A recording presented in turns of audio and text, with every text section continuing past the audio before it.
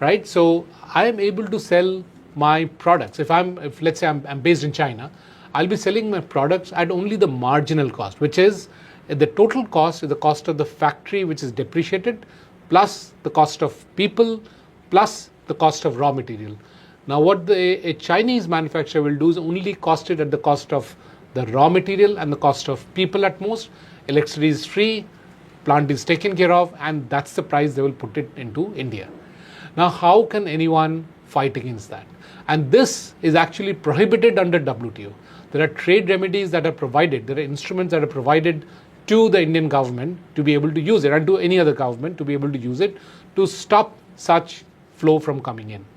But when it starts coming in, we are obviously a rule-abiding nation, and therefore we ensure in great detail that we are picking up the right case. Because if we start jumping for every time a private sector cries wolf and says there is dumping happening, we might increase the cost of this entire economy. But if you look at US and look at China, China just put some 500% anti-dumping duty on an Indian product. US last year, when President Trump was saying that India is the worst abuser of trade, US put a 630% duty on an Indian product.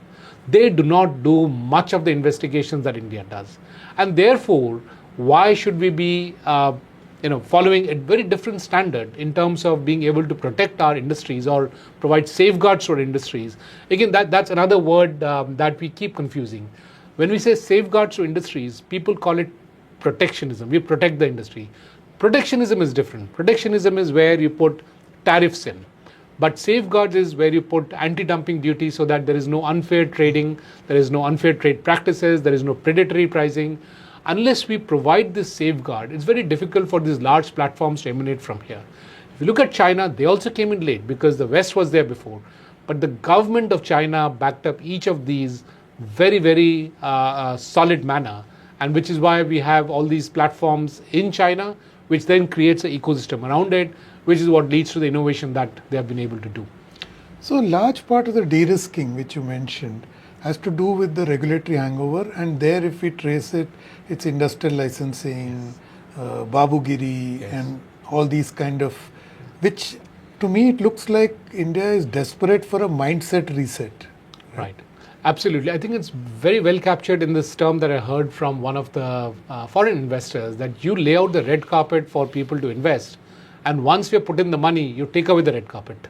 After that, you're left to the dogs. So you need to go in, have consent to operate, consent to set up, consent to operate, all the other certifications that you need. Even after you set it up, you will have a whole stream of inspectors coming in. We have not been able to solve it. When did we have the last boiler blast? And even then we have a boiler inspector coming in. We do not have a centralized boiler.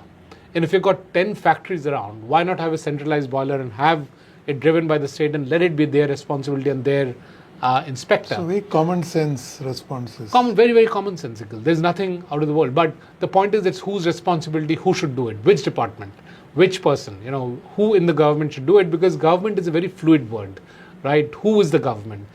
It works in a very structured manner. It's like a machine. Now we have to figure out which part of the machine has to be changed so that we can start doing, let's say, plug and play. Why should I not be able to just come in like in a hotel, put up my machinery and be able to operate? And rest you take care of it. Make sure that the hotel is taken care of. So it's not just setting up and operating. Post that, defending our industries from onslaught from others. So this entire gamut has to be seen, because the moment, and I've seen factories after factories, the moment they have put up something which is new, for which we were importing, the importers would drop their price by half straight away. And these are typically, again, Chinese importers who would drop their prices, make sure this factory dies or goes through a financial burden, and then they can come back and increase the price, which is actually what happened with something as critical as penicillin G, which is an antibiotics, very, very important for soldiers. The moment you're got a nick, you're supposed to have penicillin G so that you do not get infected. Now, it was selling at $22 per the unit. It's a complex unit, and there were 4 companies producing it in India. 3 of them were PSUs, 1 was private sector. The Chinese came in and started selling it at $6. And even the Indian government procurement started happening from these Chinese companies. By 2012, all of the producers of penicillin G in India had shut down. And then the Chinese came back and were selling these penicillin G at the same $22. Till date, they're selling it at $22. And now our government has come out with the PLI for penicillin G, where we are putting taxpayers' money to make sure that we get penicillin G, which is important to do. But this is the game that gets played continuously.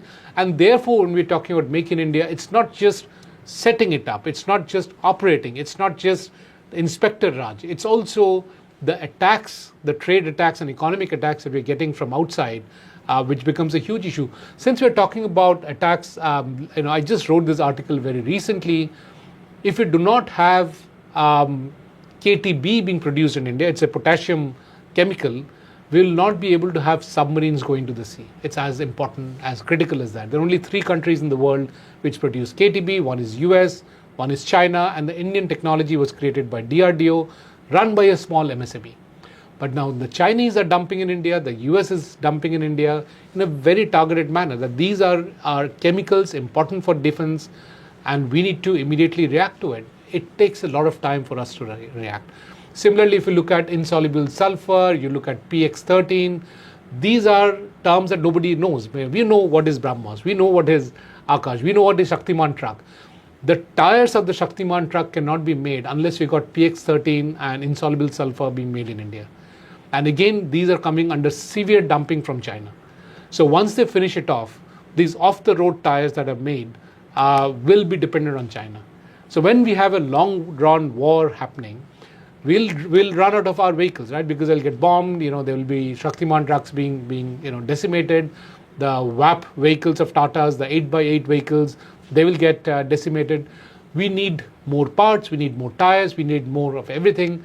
We need to make sure that that industrial depth we have, and it's not impacted by any dumping that happens in a targeted manner by the neighbors that we have. We'll leave it at that. A very poignant note to stop our conversation. You heard Jayajit, India's def tech performance in this conflict was unbelievable. But as Jayajit pointed out, this transition from def tech dependency to dominance is welcome. But the subtext of this is that there are lots of challenges. Some are homegrown, like you mentioned, the regulatory overhang, Babugiri as I love to call it. On the other side, you have our strategic opponents, often sometimes friends like the United States, who are not keen that India develop this kind of indigenous capability. So, but I always believe in the concept of a half-full cup, and it's a first step, but at least the direction of change is very visible, and presumably India's def tech best is yet to come. Thank you for watching.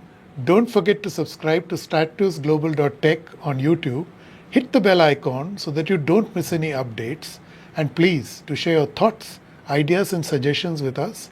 I'm available on Twitter at Capital Calculus. I'll be back next week with another episode. Till then, stay safe.